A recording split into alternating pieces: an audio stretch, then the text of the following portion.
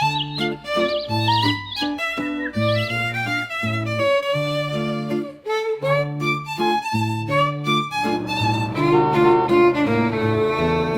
bright sunny morning, oh so clear, Adam wandered with nothing near. He spotted a car at a gas station stop, a police car blue with a shiny top. A friendly officer walked his way, noticed Adam and started to say, "Hello there," with a big kind smile. "What's your name? Stay here a while."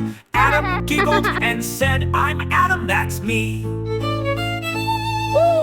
Then he saw the car keys with glee. With a quick little grab, he took them fast. The officer chuckled, "Let's get you home at last." Adam cheered, "A ride, oh wow," to the police car he hurried now.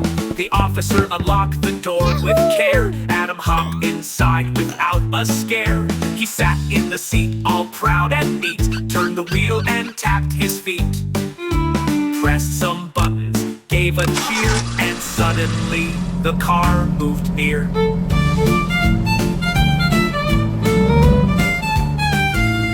Oh no! The car rolled forward and Adam laughed. The officer chased but not so fast. "Adam, be careful," he tried to say, as the car wiggled and rolled away. Adam's hand hit the gear, oh no! The car sped up, not slow, but whoa! Adam's eyes grew big and round as the car rolled forward bound. The officer reached and pressed the stop, and the car gave a sudden hop. He looked at Adam with a gentle face. "Cars aren't toys, just in case." Adam nodded, feeling small. Cars aren't toys, he learned it all. The officer smiled, "I'll take you home." So off they went, no need to roam. They reached his house and Adam sighed, with a smile so big and eyes so wide. "Thank you, officer." He waved with cheer and ran inside, his lesson clear. Now Adam remembers every day, cars are for driving, not for play.